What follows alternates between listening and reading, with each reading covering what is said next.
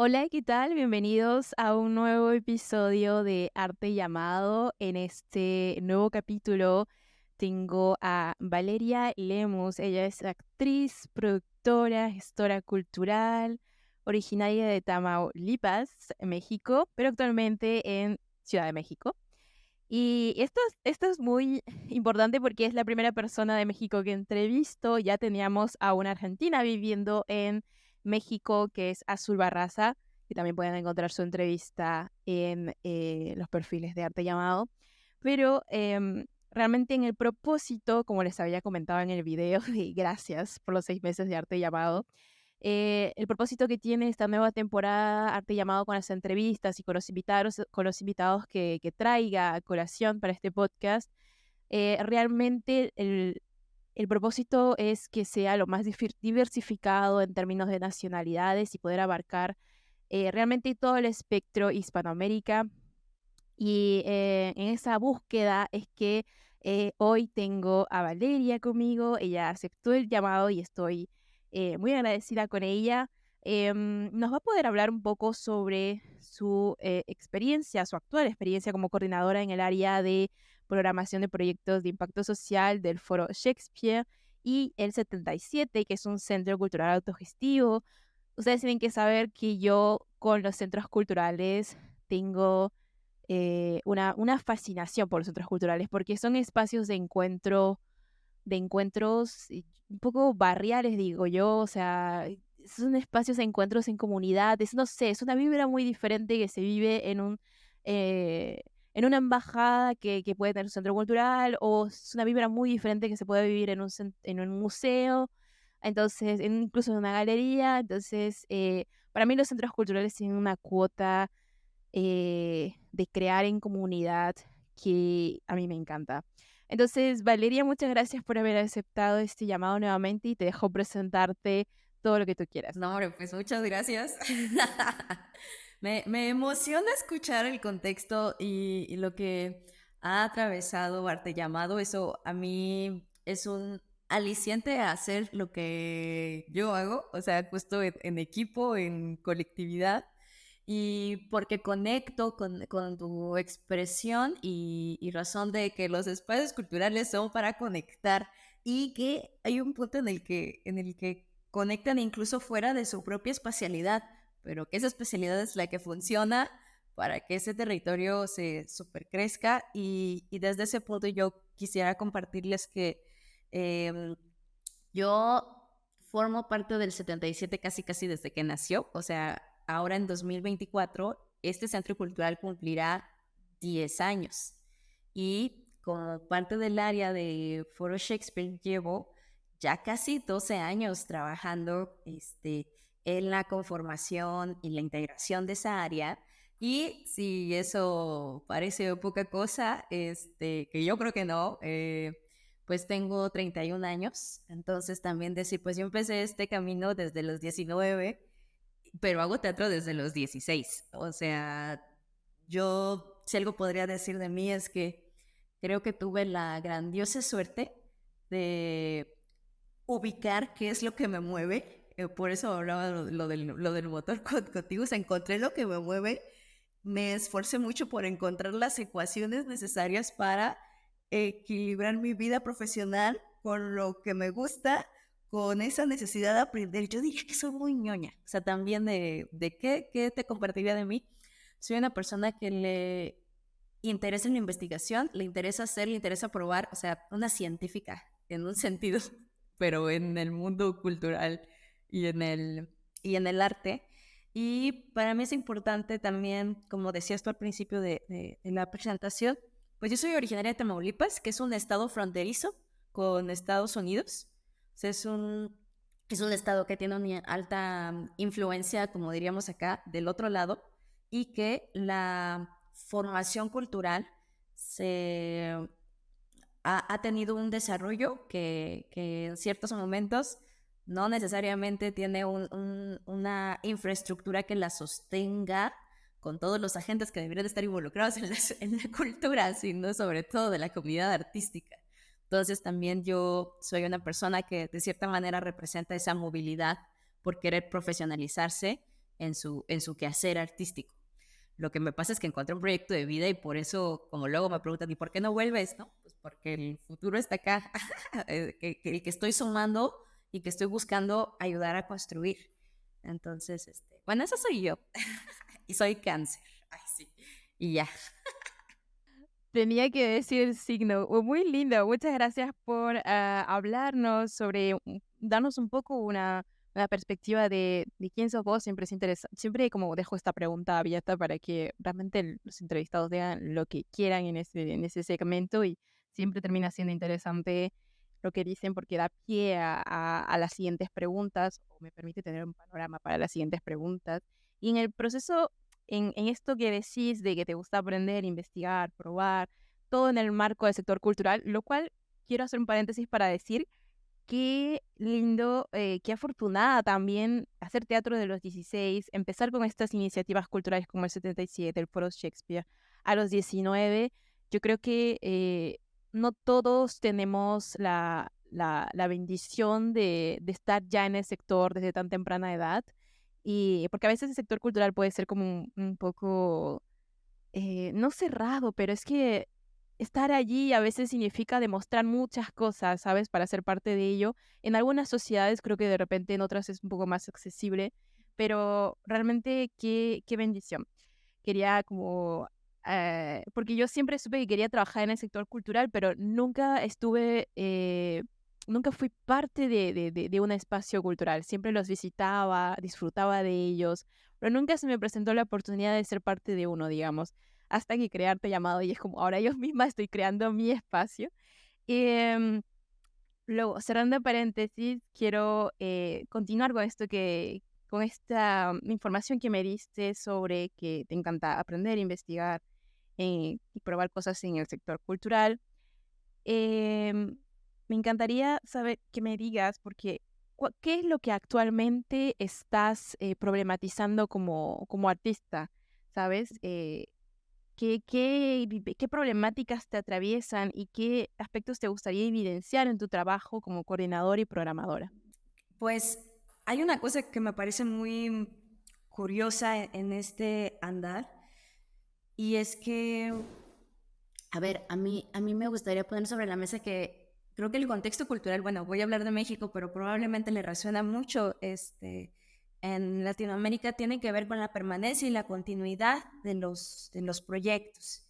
Entonces, cuando hablamos de continuidad y permanencia, nos hace pensar en el desarrollo de públicos, en el desarrollo económico de los proyectos, en el fortalecimiento de un equipo de trabajo, en la generación de espacios seguros, en incluso voy a hablar de una línea como de innovación que llame la atención de alrededor, o sea, no solamente de la persona que viene y asiste a la actividad, y un poco como dices, pues estar como en el ojo, porque el que estés en el ojo te invita a conectar con proyectos, con redes, etc.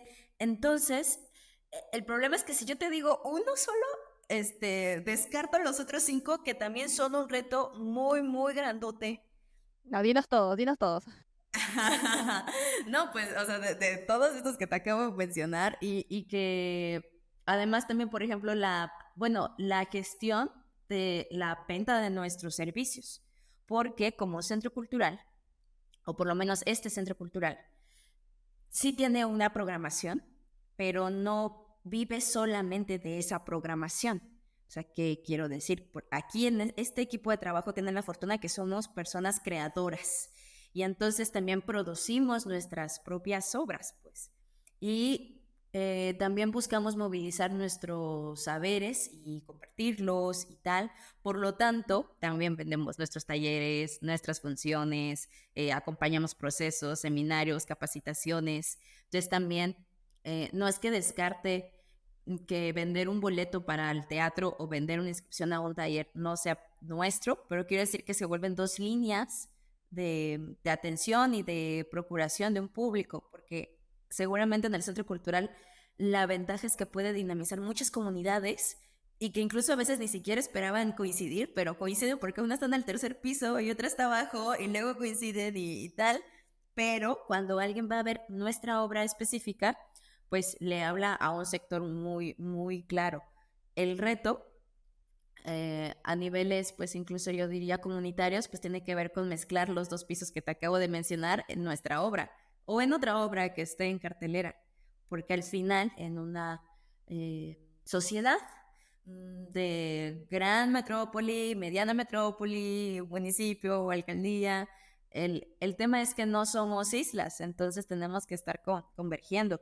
Y todo eso tiene que tener una sostenibilidad económica. O sea, a mí también me parece importante decir que yo vengo de una ciudad y un espacio de aprendizaje en el que creo que contracorriente decidí hacer teatro. O sea, contracorriente. Mis padres los amo muchísimo, pero no necesariamente existía el capital para que yo me pudiera mover a la Ciudad de México a estudiar. Entonces, eso implicó para mí, ahora sí que como el valor que te dicen, ¿no? De, pues tú quieres hacer esto, pues trabaja.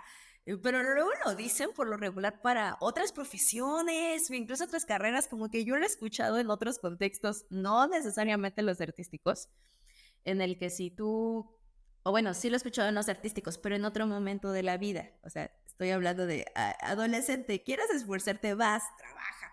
Y entonces, a ver, apréndete a la tienda de regalos, apréndete a meter una convocatoria, apréndete a vender funciones, aprende a ahorrar a tus 16 años. O sea, son cosas que me parecen un reto que te empujan a cambiar como tu chip de ver el mundo y que ya te dijeron no te voy a apoyar y que ese no te voy a apoyar no es voy a esperar cómo lo logras para entonces darte dinero para que entonces lo logres. No, es no te voy a apoyar porque aquí no hay dinero para que tú lo hagas. Entonces yo desde el segundo uno que tuve sobre la mira de mi camino que quería hacer teatro, tenía que encontrar la manera de cómo lo voy a hacer editable porque si me caigo no voy a tener ese colchoncito que yo siento que también está muy padre, que luego se tiene como de, bueno, regrésate a la casa y acá te echamos porras y no sé qué. Bueno, para mí que me echaran porras era irme 8 horas de donde yo quería estar, ¿no? No era posible, pues. Entonces, encontrar la lógica y el balance entre programación, procuración de fondos, sostenibilidad de programación, permanencia de públicos, es algo que va entrelazado. Incluso aunque te digan, este es solo un taller, o vamos a problematizar sobre los públicos, vamos a terminar hablando del presupuesto. Y si solamente problematizamos sobre el presupuesto, vamos a estar hablando sobre cuáles son los contenidos que generamos, cuáles son, a dónde estamos destinando ese recurso para que sea redituable. Y en ese sentido, por ejemplo, yo estudié mercadotecnia. O sea, yo decidí que si yo estaba en un escenario, tenía que ver cómo aprendía, cómo aprendí a vender un boleto, porque no soy Jennifer López. Entonces, había que pensarle. Me encantaría hacer una pausa allí porque realmente Arte Llamado es un espacio en el que realmente quiero que los artistas se cuestionen y que reinventen esta forma de ver, de sentir y de hacer arte en realidad, porque hay mucho, creo que vos sos alguien que ha empezado en el mundo artístico desde tan temprana edad, entonces has tenido que palpar la realidad de hacer arte que implica un aspecto comercial, que implica un presupuesto, que implica muchas veces, ok, ¿qué programación estoy haciendo?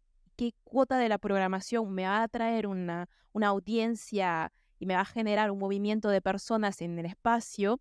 Y por ende una serie de tickets bueno, ya me dirás vos cómo se maneja el centro cultural de ustedes, si siempre es de entrada gratuita o si cada tanto hay tickets a pagar. Pero se contempla todo esto y yo hace poco lo estuve viendo en la escuela porque todos saben aquí en la comunidad de Arte Llamado que empecé una maestría en gestión cultural y realmente el enfoque que tiene la escuela es como, chicos, la cultura es esto, la cultura es también un modelo de negocio y, y lo van a tener que palpar en un momento de cuando estén ahí en el mercado, ¿sabes? En el mercado artístico.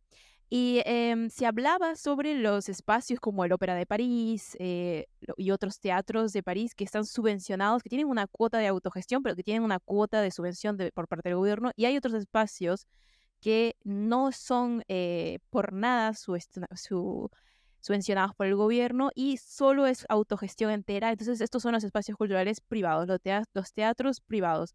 Y ellos, y yo como nunca había tenido como tan clara la diferencia entre estos dos, entre estos dos modelos de sacar adelante un espacio cultural en el que lo que vos decís de hacer talleres, de poner en valor vuestro rol como profesionales y ponerlo a disposición y que eso por ahí pueda generar un intercambio de capital y que esto pueda solo hacer seguir viviendo el 77 y diversos espacios culturales que tengan la intención de hacer vivir, o sea, esa es la realidad. Entonces, que lo menciones es como realmente volver a esto que decía al inicio, arte llamado a este espacio en el que realmente quiero que la comunidad, sobre todo de artistas, porque yo creo que los gestores culturales lo tienen más que claro que es así y siempre ha sido así, eh, pero que los artistas realmente tomen esta cuota de ponerse en mano y decir, ok, no sé vender mis obras de arte, listo, no me quedo en que no lo sé vender y no me deprimo por ello, tengo que accionar.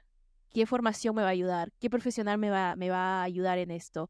Si no es un taller, es una mentoría, es un coaching uno a uno. O sea, en actualidad tenemos Instagram para ver cómo otros artistas están mostrándonos su proceso creativo, nos están mostrando sus cuadritos, pero también podemos usarlo para encontrar profesionales que están dispuestos a ayudarte para que vos puedas llevar tu proyecto a un siguiente nivel. Y es ese espacio, ese tipo de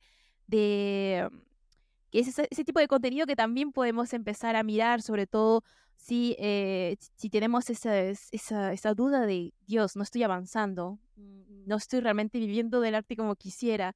Entonces, porque a veces nuestros padres, y sí, todos hemos, creo, en el sector artístico, vivido por esta etapa en la que los padres nos dicen, ay, te vas a morir de hambre o no va a funcionar o sabes que mi ayuda no vas a tener.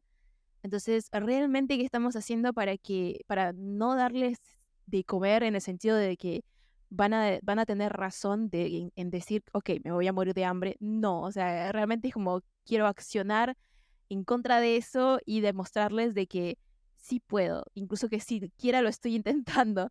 Entonces, como que quería hacer una pausa para realmente tirar esta reflexión y que sigamos con la idea de reinventar esto de hacer arte. Así que me das disculpar, yo te dejo continuar. No, está súper bueno. Conecto, porque eso permite ahora abrir otra cosa que hay que observar, que tiene que ver con que la continuidad de los proyectos sucedan por las redes de apoyo que ya por fin dan un brinco de lo familiar. O sea, creo que hay luego una crítica, no sé si en todos los lugares, pero igual y hace espejo de que las personas que tienen mayor posibilidad de dedicarse a las artes, colectividades, empresas culturales, es porque detrás existe una red familiar, ya sea porque tienen empresas, porque a lo mejor la generación más arriba era más famosa y eso le abrió puertas a no sé quién y tal. Y entonces el patrimonio cultural es... es por lo general detonado por estas líneas. Sin embargo, ese no es el único arte que hay y no es lo único con lo que nos tenemos que casar y yo creo que la observación no está ahí, pero es algo de lo que se habla, pues. Donde creo que se vuelve el escenario disruptivo de eso y que cambia toda la lógica, espacios como el 77 o como el Foro Shakespeare o como otra serie de teatros independientes que está en un híbrido, que no es un teatro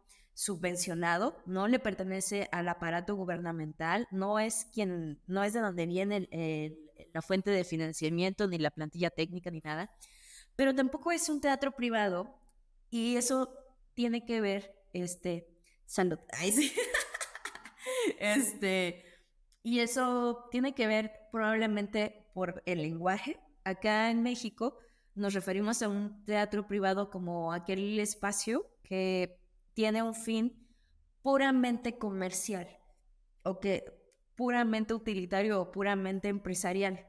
Y tal vez puedo, sí, y que su mayor finalidad es acumular una riqueza para solamente al grupo empresarial que lo produce.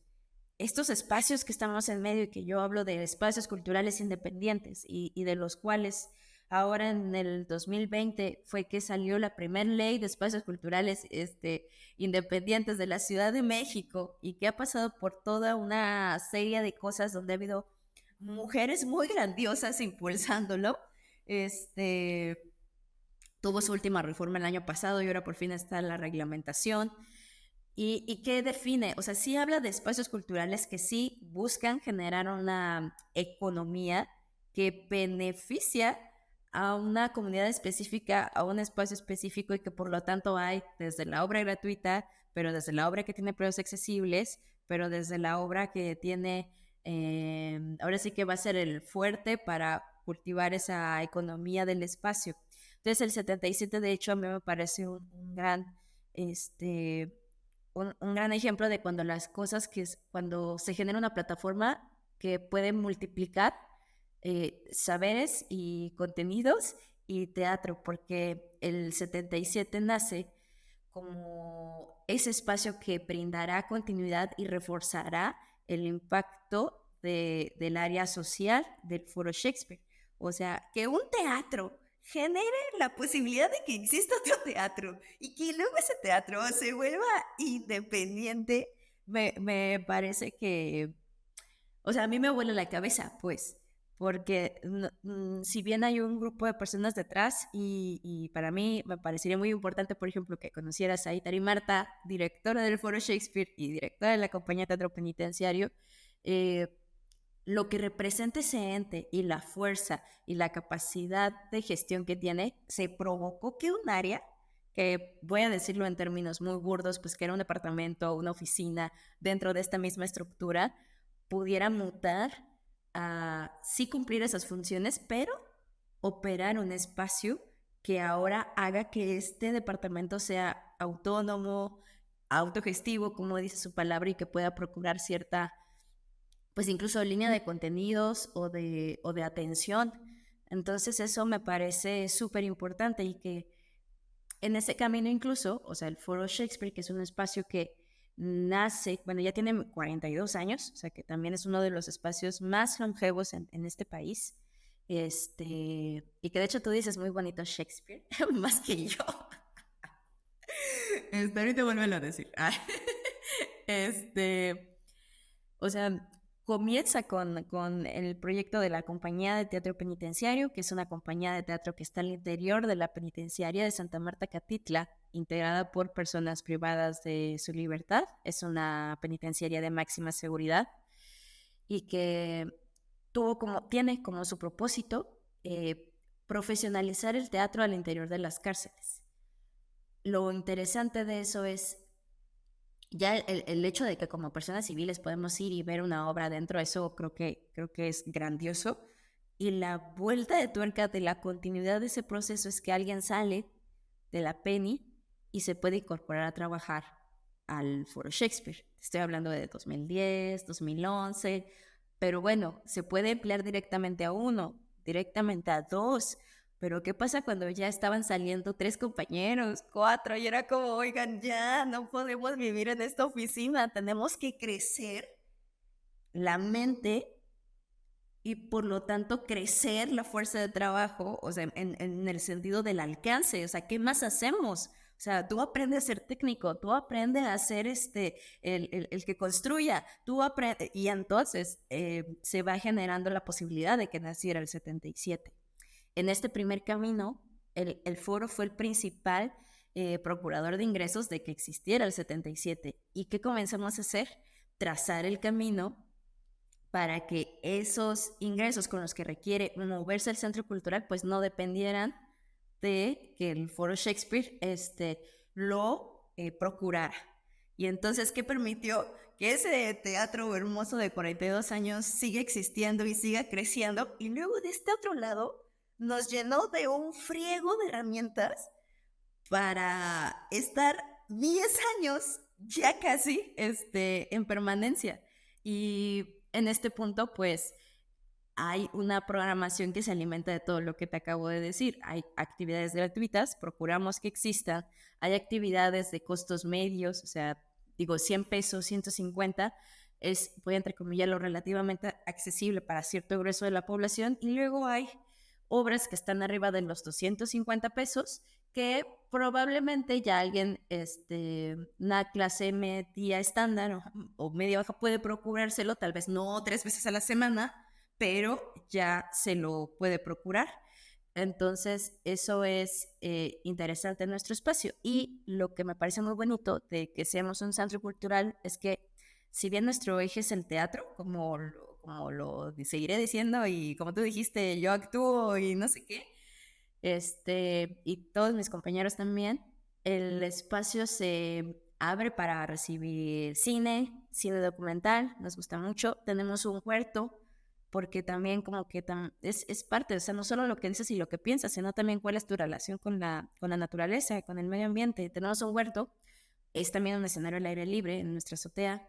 Tenemos un taller de serigrafía, porque hablamos de la gráfica, o sea, hablamos de la imagen, de también qué comunicamos desde otro lugar. Tenemos salas múltiples que sirven para luego conciertos y performance súper locochones, o también para stand-up.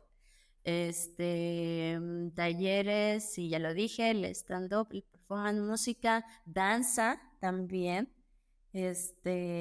Y creo que la línea de definirnos como centro cultural nos permite luego, pues, bloquear un poco en el contenido que podemos ofertar. Y yo me extendí con esta última pregunta, pero creo que justo yo pienso, o sea, y si no, pues cuéntame algún ejemplo también, porque me encantaría aprender.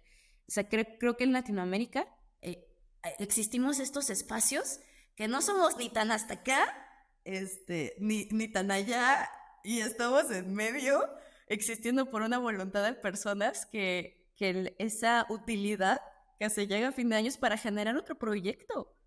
O sea, no es para el enriquecimiento de un grupo empresarial.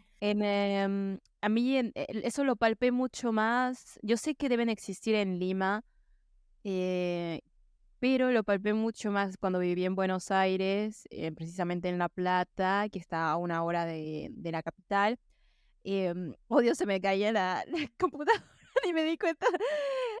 Sí, a una hora de la capital, am, esa ciudad hay muchos centros culturales autogestivos. Y en realidad yo no lo había vivido antes, porque en Lima yo tenía un circuito cultural muy ligado a los espacios culturales que otorgan las embajadas, que son como mucho más estructurados, hay una programa, o sea, está muy copado, o sea, la estructura está ok, pero en la verdad sí viví como, palpé mucho más la realidad de los espacios autogestivos, pero las vibras son únicas, ¿sabes? Porque realmente creo que hay un entero calor humano que sientes al ingresar a estos espacios, que lo único que te transmite es esfuerzo por llevarte toda esta programación, por llevarte todos estos eventos, y que reúne a las personas que están a los alrededores y todo. Y a mí eso me fascinó enormemente. Así que sí, o sea, espacios como el 77 y todo eso en Latinoamérica existen, y realmente la propuesta que traen es muy, muy auténtica, y eso es lo que a mí me encanta de estos espacios. Y vos también en un momento quiero hablar sobre este trabajo que realizan con la compañía de teatro penitenciario, que me parece súper, súper interesante, pero creo que quiero que me puedas hablar un poco sobre esto en el marco de tu rol como coordinadora de proyectos y programadora. O sea, em, háblanos un poco sobre tu workflow, porque creo que Arte Llamado es un espacio en el cual también podemos aprender y descubrir las diversas profesiones que hay en el sector. A veces uno dice, quiero ser artista, pero en el mundo en el mundo de la cultura, em, hay una serie de ramas con las cuales no creo que no solo hay que limitarnos en creer que podemos ser artistas si sentimos que ese es nuestro camino y que ahí podemos fluir, enhorabuena, pero también hay otros aspectos que pueden ir ligados a que se complementan perfectamente con el rol de un artista. Entonces, háblanos sobre tu workflow, háblanos sobre el trabajo eh, la dinámica de trabajo que manejas para acercar los eventos a la comunidad, y bueno, sobre todo esto, háblanos un poco. Ok, me dejas, ay, me dejas pensando porque es como la nota del teatro que te dicen, ya lo haces, ahora desmenuza, ¿qué haces? y me parece, vaya, todo esto para decir, porque creo que justamente eso es parte de luego porque la gestión cultural como carrera es muy nueva, porque intuitivamente accionas cosas por, uh, por tu propio sentido común y luego eventualmente comienzas a sistematizarlo en el mejor de los casos y ya a nivel Dios lo replicas y eso es que más banda haga lo mismo que tú haces.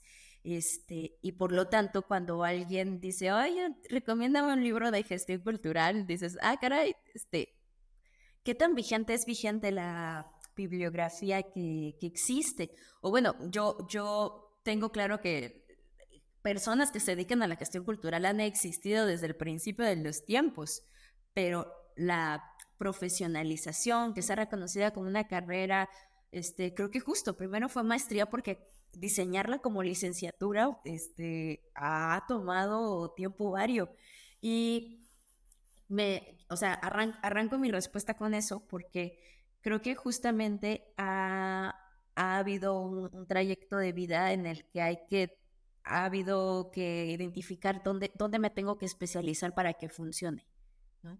Y que esa especialidad no estaba en un principio documentada o que no estaba, ay, le voy a preguntar a fulanito o a fulanita, hay que comenzar a identificarlo y en ese camino creo que hay una mezcla de producción escénica, o sea, las herramientas de producción escénica suman para el proyecto de la compañía de teatro penitenciario, para los proyectos de impacto social, para la misma organización del centro cultural.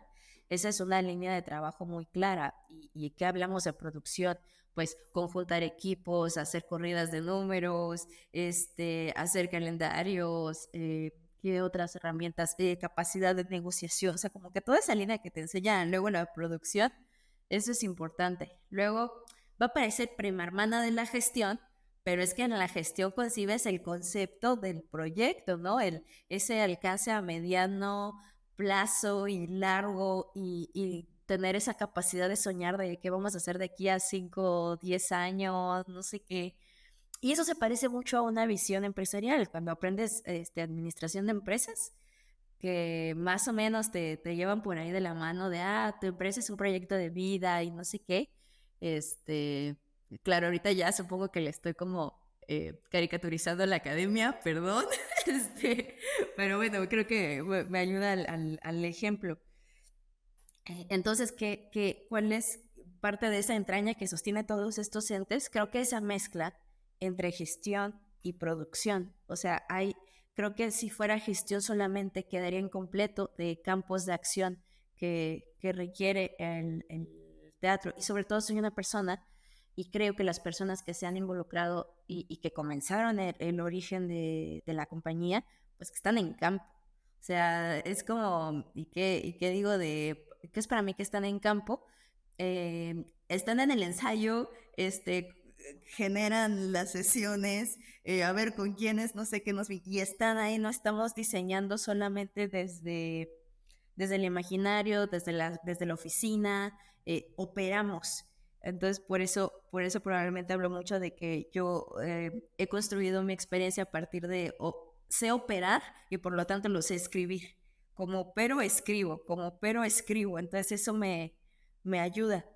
Y creo que al ser nuestro fuerte el teatro y dedicarme a hacer teatro,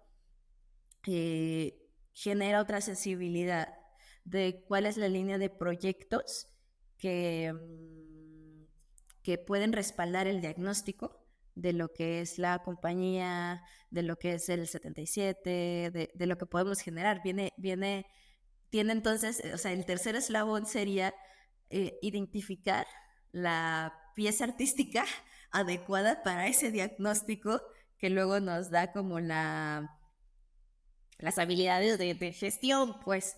Entonces, como que creo que el que tengas una inclinación a una acción artística te suma. Y lo cuento desde que en mi lugar me suma, pues. No creo que lo tengas que hacer, porque si no en el lado B, que es lo que decía del 77, pues yo no soy música, yo no soy documentalista, yo no. Pero entonces ahí es donde entra el tema de las redes y con quiénes trabajas. ¿Con quién, al tú compartir esto, identifica qué cosa hay que producir, qué cosa hay que generar? Entonces también no quiero que aquí se entienda que hay que ser un workaholic y hacerlo todo. No, o sea, si no tienes te juntas con esta persona que te ayude a este eslabón. O sea, las cosas no se hacen solas, pero creo que sí tienes que tener inclinación por querer aprender lo que hace la otra persona, y que no es para quitarle su actividad ni su rol, pero o sea, bueno, no sé si la gente lo vea, pero yo estoy haciendo algo ahorita a la altura de mi cabeza, como si le cambiara la página a mi cerebro. Sí, pero estos espacios, estas dinámicas en las cuales, por ejemplo, trabajar en espacios con pequeños equipos como el 77, o pequeños centros culturales y demás, o pequeñas compañías, realmente te crea, y esto lo comparto porque también una profesora nos decía en clase, en plan, em, ustedes elijan trabajar en una organización no tan grande como, porque creo que al parecer muchos tienen la tendencia de querer hacer una experiencia de trabajo en el Ópera de París, y que es el Ópera de París, o sea, como que todo el mundo quiere probar qué es este mundo y todo. Pero el tema con trabajar en lugares como el Ópera de París es que eres asignado a revisar los contratos, a ayudar a la persona encargada de la gestión de contrato para los artistas, y haces eso durante 6 meses. Que la diferencia de trabajar de unirte al equipo de una organización un poco más pequeña, como puede ser un pequeño teatro, un pequeño centro cultural, es que vas a estar haciendo de todo mucho. Entonces, creo que eso creo que te permite conocer, y no hay que verlo como, wow, explotación laboral, obviamente con sus límites cuando uno está ingresando al trabajo, pero creo que te permite ver muchos sectores dentro eh, de la organización, ¿sabes? Trabajar en diferentes áreas, probar, decir, wow, al final me encanta el aspecto de la logística, me encanta la sección de la ingeniería de luces o el coso de sonido, porque has rotado un poquito en todos, porque al ser una pequeña organización te permite rotar en todos un poco. Entonces, eso también a tenerlo en cuenta, y también como abre el espíritu, ¿no? De, ok, voy a probar esto nuevo, y al estar con el espíritu de querer aprender lo que la otra persona hace, también te puedes topar con que eso puede ser para ti, ¿no? Entonces, como quería agregar esto a lo que decías, eh, y también enlazando lo que nos acabas de decir respecto a compartiéndonos un poco de lo que implica tu trabajo como coordinadora, programadora para estos espacios culturales, el 77 y el Foro de Shakespeare. Háblanos sobre la procuración de fondos, porque lo mencionaste en una entrevista, que a veces estás involucrada en este trabajo. Entonces, eh, cómo es el panorama en Ciudad de México para estar en la recaudación de fondos para la sostenibilidad de los proyectos? ¿Cómo es el panorama en Ciudad de México? Es como, ay, ¿cómo se llama? El salmón es el que nada contracorriente, ¿no? No, yo creo que no es ese. Bueno, no sé cuál, pero hay un pez que nada contracorriente y ahí se dará cuenta que es así, no me la sé. Pero em, lo cuento porque estamos en un momento histórico en el que hay una realineación de los programas gubernamentales. Yo sé que igual me podían decir, vale, no cambiaron, solo cambiaron de nombre y no sé qué. Sí, pero no. Perfilaron o han estado perfilando más qué tipo de entidades son las acreedoras de ciertos estímulos o apoyos, porque esos son apoyos o becas. Entonces, bueno, esto es para grupos que no están constituidos, esto es para grupos que sí están constituidos, esto es para artistas individuales y esto es tal. Entonces, eh, entre que eso se pone de acuerdo, también estamos atravesando una política en la que si bien existen presupuestos tope para aplicar a esos fondos. Eh, Están buscando que los fondos no sean, bueno, como este es el tope, pues todo el mundo pide el tope. Entonces, más bien, cómo identifican el balance de que no pidan siempre o que no se otorgue siempre la cantidad máxima por proyecto que se puede dar. Como que hay ahí una especie de observancia desde el aparato gubernamental. ¿Y qué quiero decir con ese primer frente?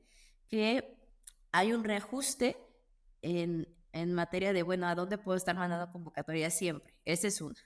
Luego en otra está el orden empresarial y que en ese orden empresarial no necesariamente existen los mecanismos, no existe diversidad de mecanismos para lograr que una empresa decida ser el mecenas de un proyecto cultural. En este punto tenemos un esquema que se llama EFIARTES, que EFIARTES es un crédito fiscal que funciona para otorgar proyectos hasta 2 millones de pesos o del 10% sobre el ISR anual de la empresa y lo pueden ser acreedoras editoriales, compañías de teatro, casas de cine, danza, exposiciones, pero eso es solo una vez al año de acuerdo al año fiscal y además el proyecto cultural tiene que ir por la empresa. Entonces ahí podría ser que quien tenga el contacto de la empresa es más viable, que acceda a esa posibilidad. Y entonces ahí no necesariamente se está democratizando el camino para encontrar una empresa que quiera apoyar un proyecto. En este punto no hay una ley de mecenazgos que genere otra vía para que se puedan patrocinar otro tipo de proyectos. Sí, siempre hay una búsqueda de patrocinios, hay y habrá marcas medianas, grandotas, chiquitas que quieran apoyar ciertos proyectos y creo que hay ya un camino avanzado, diferentes casas productoras de diferentes rubros artísticos han logrado sistematizar ese proceso y afianzarlo dentro de su procuración de fondos. Hay otro tanto que no, y que ese no que menciono considero que viene o de una falta de recurso humano para dedicarse a eso o de una falta de profesionalización en esa búsqueda. Eso por un lado. Y también como la venta individual del producto o servicio que tú vendes. Yo inicié en el foro, por ejemplo, dentro de muchas cosas, vendiendo boletos. Así como, te vendo un boleto para el teatro, te vendo un boleto para el teatro, te vendo un boleto para el teatro. Y ahí hay un nivel de energía y hay un nivel de información que hay que saber gestionar y dedicarlo. O sea, es un trabajo de tiempo completo. Y hubo un punto en el que eso era lo único que hacía, vender boletos y buscar patrocinios. Luego como que se empezaron a meter en las convocatorias y luego ya se metió la operación. Ahora es importante, por eso es importante hacer cuentas, porque como no podemos hacer todo, tendríamos que generar o lograr generar el techo necesario para que, dependiendo de la organización, dependiendo del grupo, pueda incluir a alguien dentro de su equipo que le encante el proyecto de entrada, que le guste lo que se hace o lo que hace y que pueda hacer o ese respaldo o quien lleve mano sobre esa búsqueda. Que creo que eso ha sido parte de mi incorporación tanto al foro como al 77. O sea, en el 77 estoy más del lado de si bien he dicho que yo sé operar, porque si no, ¿cómo le enseñas a alguien para que lo haga después? Principalmente mi ocupación está en la administración diaria y en la procuración de fondos, ya sea convocatoria, patrocinios, alianzas, ventas, vender servicios para incrementar ese cochinito y mejorar pues las condiciones humanas o la infraestructura.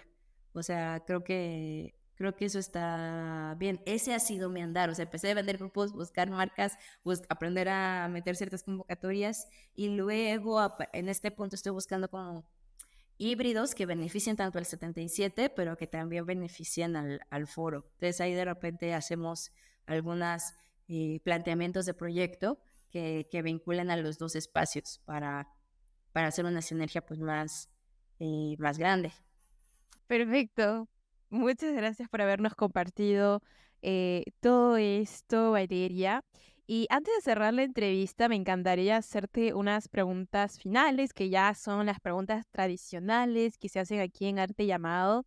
Y quiero que nos compartas cuál ha sido el peor consejo que te han dado en el proceso de dedicarte a lo que te gusta, El peor consejo. o el más reciente que te acuerdes. Mira, no sé si es el peor consejo, pero es uno que puede llegar a desanimar cuando a veces te dicen, bueno, es que lo que necesitas, o sea, como que todo se soluciona contratando más gente, de cosas que tú sabes que haces, pero que no las estás haciendo porque estás resolviendo otro problema que a lo mejor donde sería más ayuda, digo, voy a inventar una tontería, a ver, lo único que hay que hacer es cambiar el drenaje, pero como nadie sabe cambiar el drenaje, estoy cambiando el drenaje y no estoy haciendo lo que realmente ocupaba. O sea, cuando el consejo es eso, cuando tal vez el consejo es, oye, pues atendamos el problema y para que tal o te capacites o te crezcas o no sé qué, o sea, como que cuando el consejo es superficial, o sea, creo que ese es el peor consejo. Ah, casi no hay, ay, no sé, casi no hay programación. Consejo, programa más. Sí, claro. ¿Cómo no lo vi? Ok, comprendo de qué va. ¿Y cuál ha sido el mejor en esto de dedicarte a lo que te gusta? O el mejor que te hayan dado recientemente. Am, no sé si me lo dijeron así tal cual, o sea, no sé si fue una frase, pero sí me han enseñado como consejo que si no, ahora sí que lo peor que va a pasar es lo que no me atrevo a hacer. En cuestión de aprendizaje, en cuestión de mandar un mail, ¿no? Nunca hemos ganado esta convocatoria, a ver, pues metámosla, o nunca nos ha hecho caso esta marca, a ver, o no, ¿sabes? Como siento que he aprendido a perderle esa incertidumbre de que no va a ser exitoso, a probarlo. A intentarlo, a simplemente ya no tienes miedo de perder, de equivocarte, o que no funcione. Ándale, exacto. O sea, como... Sí, esa sensación. Creo que cuando logras esa sensación en la vida y puedo estar de acuerdo con ello, es como, ok, ya, ok. Ok, creo que sé cómo vivir. Porque, o sé cómo, no sé, sientes que estás logrando algo, ¿sabes? Porque yo antes también era mucho y esto, bueno, vos lo llevas al escenario cultural, ¿no? De tantear con las marcas, pero creo que cuando también, a mí me ha pasado mucho con mi vida personal, en realidad, mi vida de vivir, de encarar las situaciones del cotidiano, las decisiones de la vida para avanzar, y era alguien con muchos miedos, demasiados, y creo que en ese camino mi pareja fue alguien que me ayudó mucho a darme cuenta de todo el talento y el potencial que yo tengo. Entonces, eh, creo que ahora cuando miro en retrospectiva digo, wow, cuánto miedo tenía, ¿sabes? A simplemente escuchar un no como respuesta, que en la actualidad es como, listo, si me dicen no, next, ¿sabes? Es como, vamos por la siguiente persona o lo vuelvo a intentar de una mejor forma para para que pueda surgir eso que estoy buscando. Pero si incluso intentándolo con todas las ganas no funciona, pues no es ahí. Entonces me parece lindo que lo hayas compartido y vos como artista o gestora cultural, ¿qué sientes que ha sido lo que ha impulsado tu carrera artística? Ya sea, hablemos, de repente tuviste un día un acompañamiento, fuiste a un retiro de artistas o alguien simplemente te dio un consejo tal, un momento, o sea, ¿qué fue lo que sientes que en un punto despegó, hizo que despegara tu vida profesional, ¿sabes? ¿Qué fue aquello? mm, Pues siento que hay dos momentos, tal vez. Uno tenía que ver cuando hacía teatro en Tampico, que en algún momento el profesor que tenía, se llama Edgar Carriere, decía, yo no puedo ser su único maestro, ¿no? Vayan y busquen otras personas. Y eso no lo dijo así, pero entonces yo dije, ¿dónde? En otras ciudades, ¿no? O sea, yo llevé ese consejo como a otras latitudes y en algún punto tomé un taller en San Luis Potosí, que es zona de la Huasteca por acá, que impartía el foro Shakespeare sobre impacto social.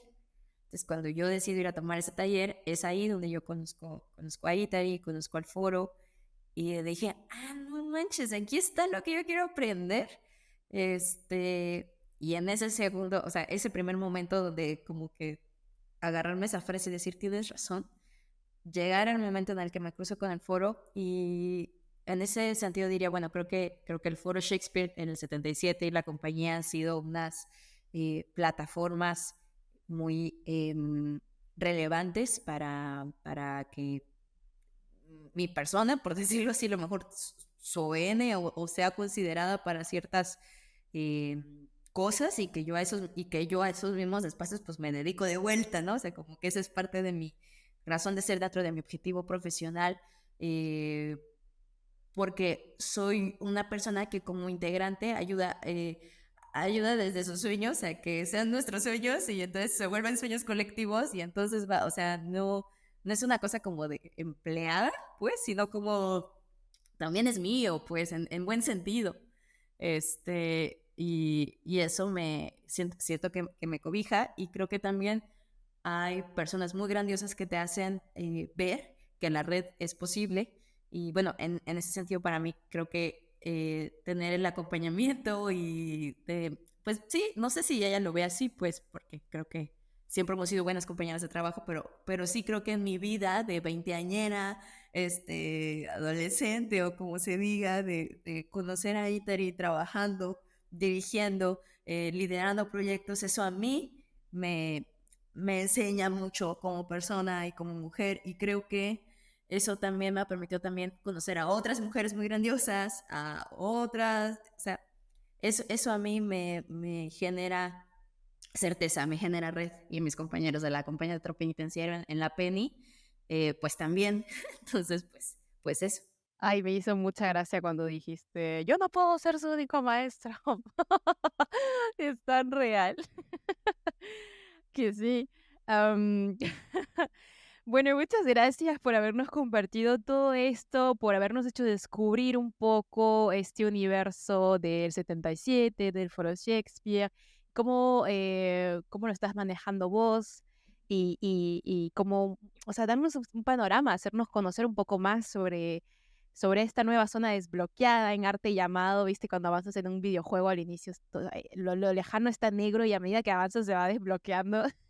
Bueno, eso está pasando con arte llamado, que poco a poco voy desbloqueando zonas en el mundo que realmente quiero que los oyentes, muchos de ellos curiosos o artistas o curiosos del arte, tomen como referencia estos espacios, que realmente se pongan en contacto. Yo creo que la puerta siempre está abierta con cada invitado que pasa por arte llamado y de que ustedes puedan estar en contacto con estos espacios, querer ser parte de estos espacios para, no sé, si tienen un corto, de repente hay una noche de cines, entonces como pueden pasar ahí sus trabajos y tener esta visibilidad que merecen y que sus proyectos artísticos merecen. Entonces, muchas gracias, Valeria, por habernos compartido, por habernos dado tu tiempo, por habernos compartido todo esto.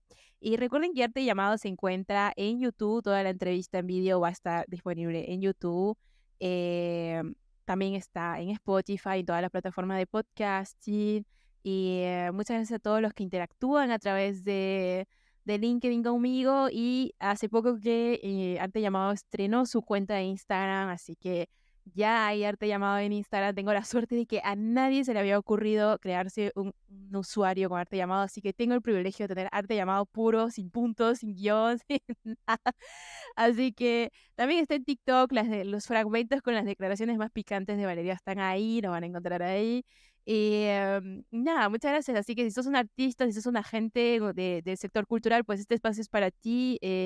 No dudes en ponerte en contacto conmigo a través de las plataformas, las diversas plataformas de arte llamado. Yo estaré encantada de tenerte aquí en entrevista. Muchas gracias, Valeria, por haber estado aquí y nos vemos en un siguiente episodio. Chao.